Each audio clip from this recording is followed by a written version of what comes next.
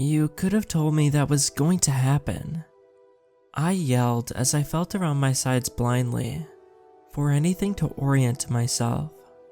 Without any warning, the blinding light suddenly vanished, and I saw something that surprised me even more than the spires of silver, and angels that were taller than infinity. People. "Welcome to Second Heaven," Daniel said.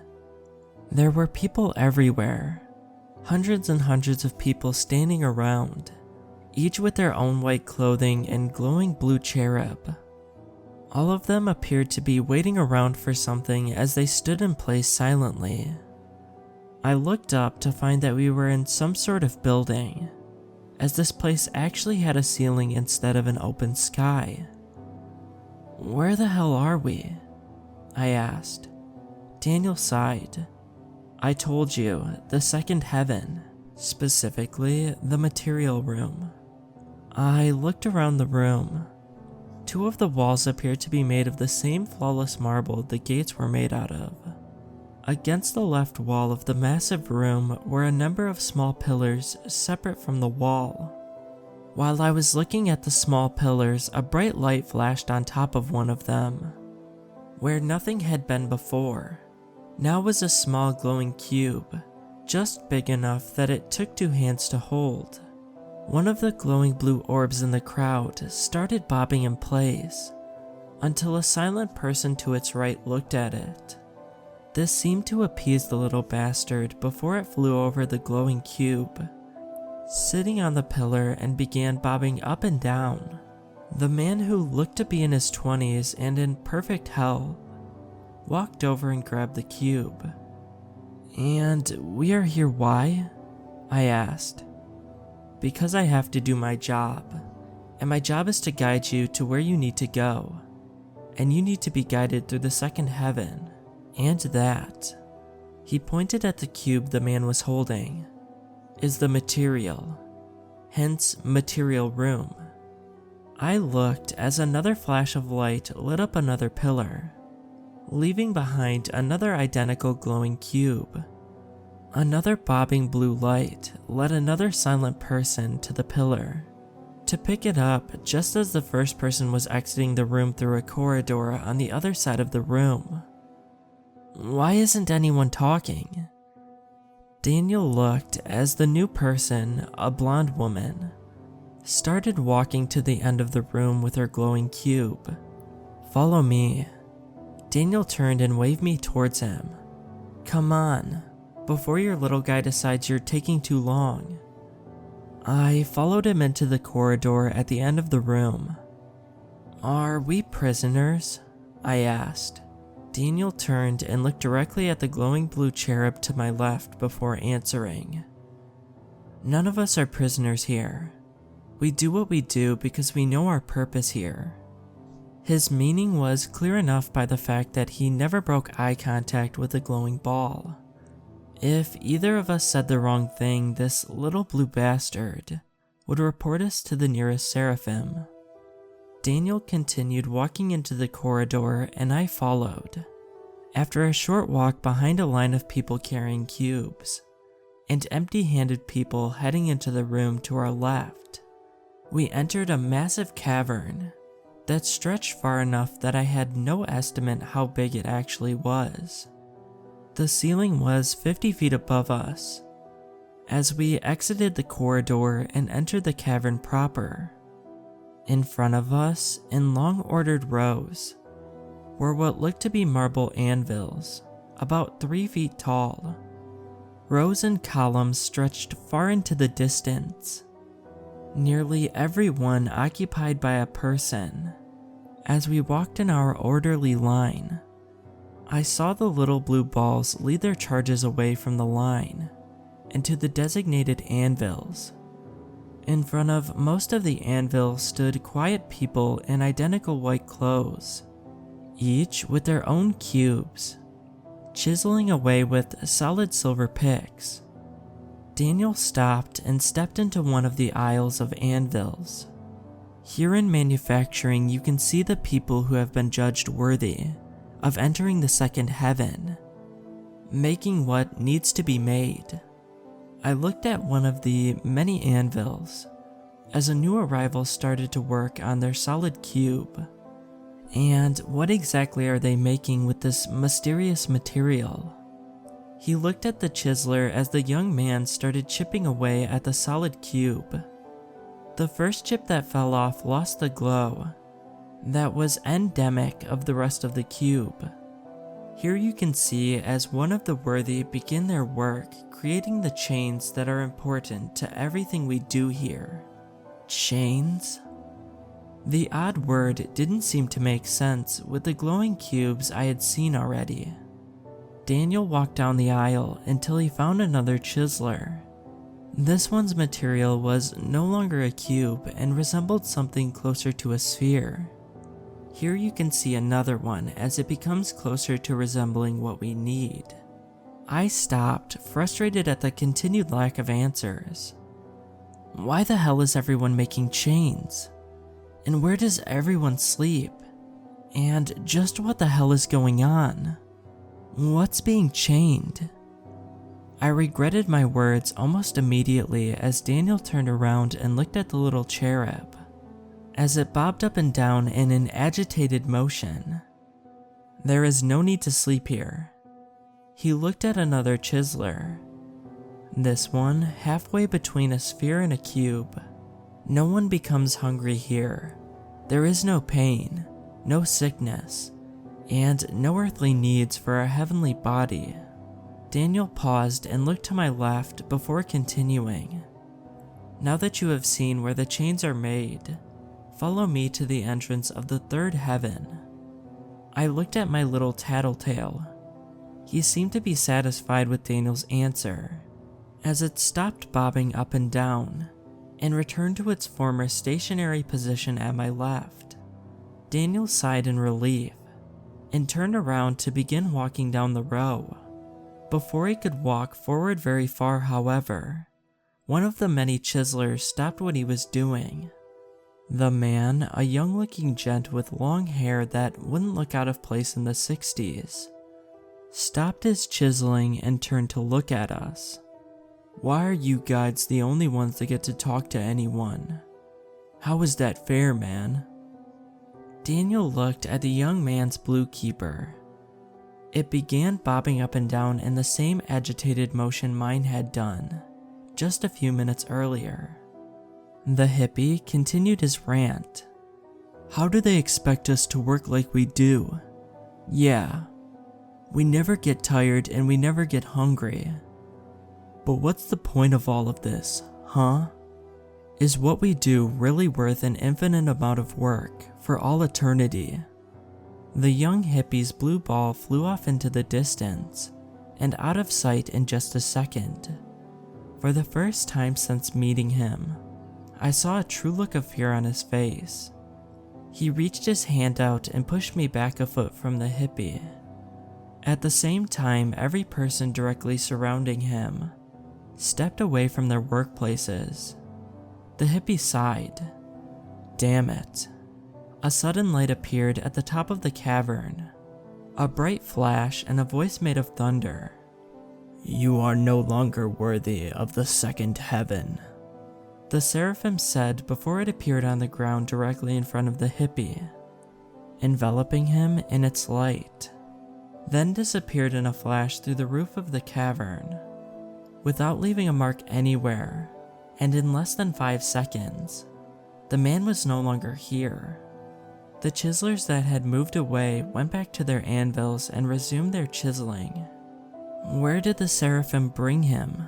I asked. To a spire in the Silver City. Now come with me to the third heaven. Daniel started walking away, and with no other choice except to be carried away to a mysterious spire, to never be seen again, I followed him. We passed many workers in various states of completeness of their chains as we walked. Quarter spheres, almost complete cubes, and discs. After a minute of walking, I saw what I assumed to be the final product, as one of the chiselers put their tools down.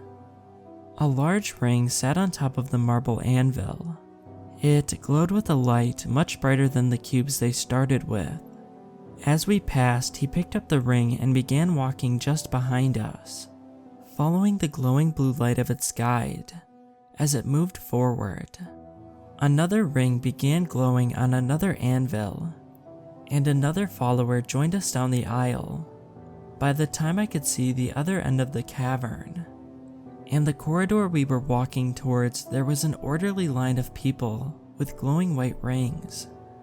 The image would have been ridiculous if I wasn't so terrified of attracting the attention of one of the glowing monstrosities and disappearing into a spire. Guides? I asked Daniel just ahead of me. He turned his head but continued walking.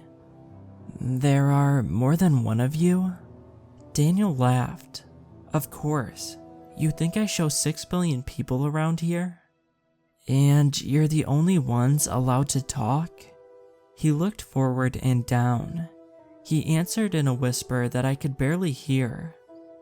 Of course, how would anyone know what to do without someone telling them what's going on and what their responsibilities are? I looked at my little blue ball. It seemed content with the conversation we were having. So, no one ever gets tired? Have you? He was right. Despite the hours of walking I'd done since we entered the wall, I wasn't even the slightest bit sore. I wasn't thirsty. I wasn't hungry. I felt like I could walk forever. And something clicked. I looked at the people on their anvils, chiseling away at their glowing cubes, and thought about if I was doing that myself. I could work on that forever. They could work on that forever. I looked as the little blue balls led empty-handed workers towards the material room, and people carrying glowing rings to the back of the line that we were in front of. An eternity of working in silence, doing the same thing over and over again. Or a mystery fate in the spire where no one's ever seen again.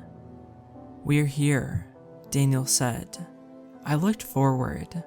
My thoughts interrupted as we approached the short corridor.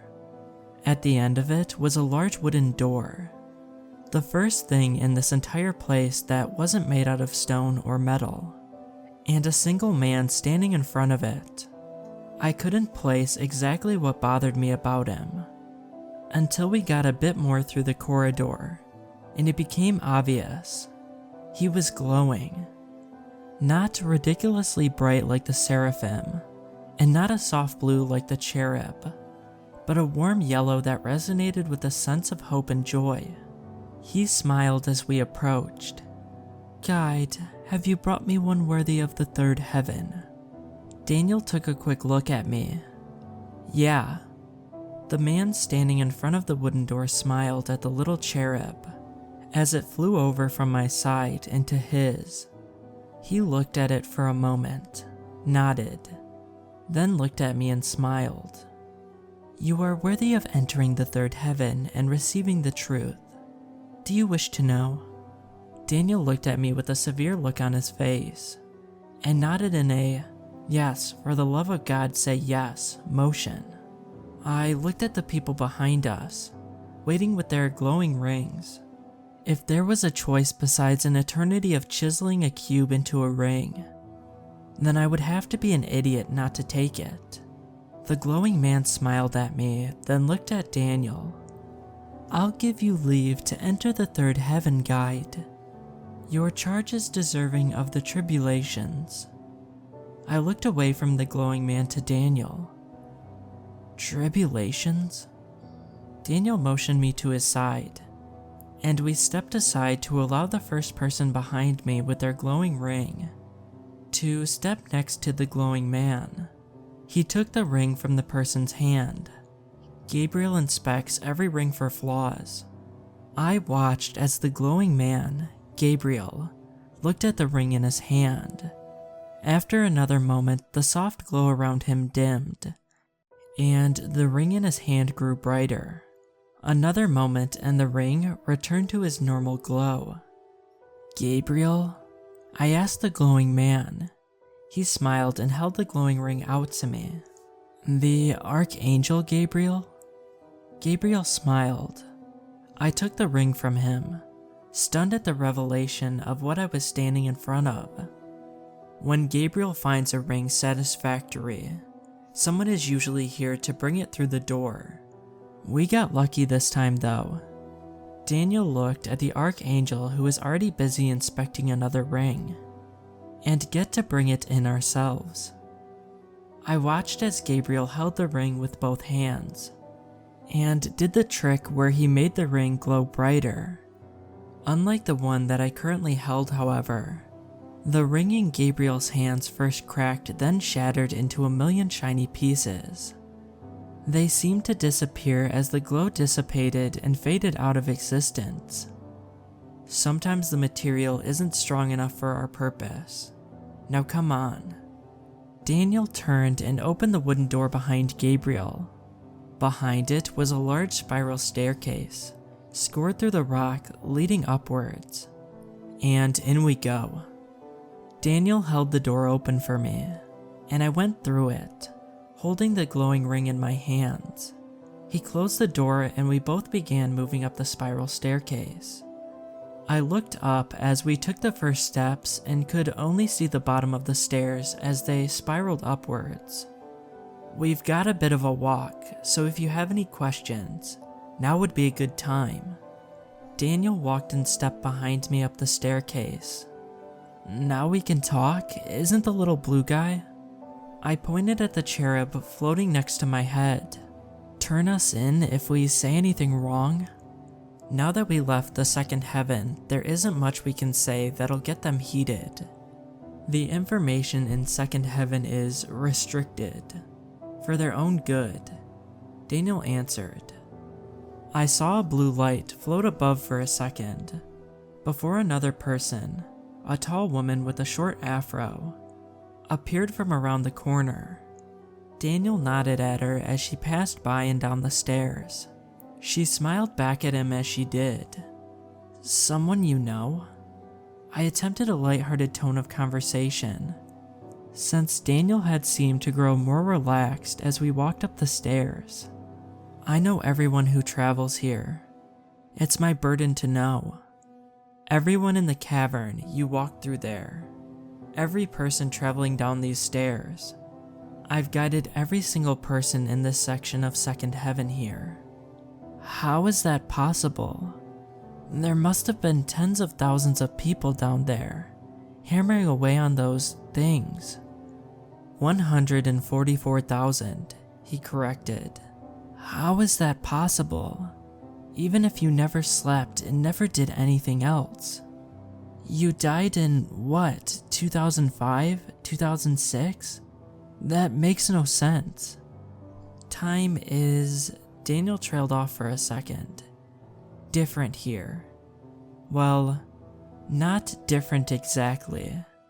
It's hard to explain. A moment can last forever. An eternity could be a blink of an eye, or something to that effect.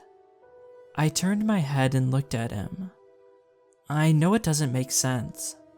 I don't really get it either. It's impossible to keep track of it anyway. With no reference point to compare it to, he added. "No sleeping, no eating, no drinking," I filled in. "Exactly." We walked another moment in silence.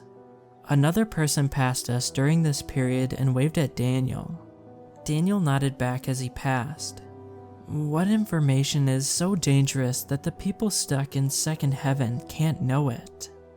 It's the material and what the material is used for. They've been judged worthy to know that they are making the chains to contain something dangerous. Dangerous enough that it threatens all of existence if it escapes. If they knew the truth, then they wouldn't make the chains. At least, that's what I was told. I'm personally not sure, but, he sighed, I'm not exactly in charge here. Who is then? I asked. This question had been burning in my mind since seeing the empty Silver City. I had seen angels of all types and people who never tired on a quest of eternal servitude. But who did they serve? No one really, as far as I can tell. I looked at the blue ball floating by me. Daniel caught me looking and continued. They definitely aren't. They serve, just like us all. Of course, they don't have free will like we do. The person who guided me compared them to computer algorithms. Some, like Gabriel, more complicated than others, but still algorithms that follow a set of rules that we will never know. An eternity with no answers and eternal work. This sounds more like hell than heaven. Daniel barked a laugh. Hell is just an absence of God. We're about there now. I'm getting really tired of... I was interrupted by the shining brightness of the sky above us. The staircase embedded in the ground finally ended, and we reached the surface of wherever we were going. I saw it once we were finally open to the sky. This, Daniel motioned forward, is the third heaven. Welcome to God's kingdom. In front of us stood a giant glowing sphere, thousands of feet wide, floating in the air. Surrounding it was a lattice of marble stairs, ladders and scaffolds that surrounded it completely and allowed almost completely unrestricted movement around the sphere. And that, Daniel continued, is God. I looked away from the sphere and stared at Daniel. God, the ruler of all creation, the creator. God isn't the ruler of all creation.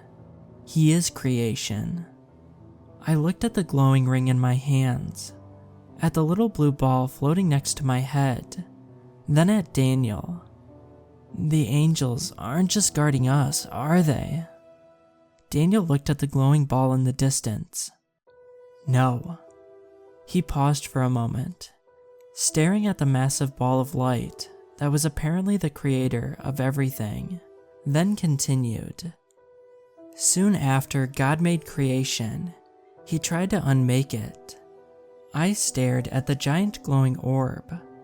I stared at God, the God that wanted to unmake his creation. The ring you hold, he pointed at the glowing ring, is belief. Belief forged from the souls of everyone who won't make the chains that bind. When they won't make the chains, they become the chains. I remember what Daniel had said to me when we began our journey here. The spires, the one in the Silver City. He nodded. But it's God, I said. If he created everything, then how is this even possible? How are we even still here? The belief that he's a creator, that doesn't want to destroy us, keeps him bound. But we are only his creation, and our beliefs can only keep him bound for so long. The bonds break and need constant replacement.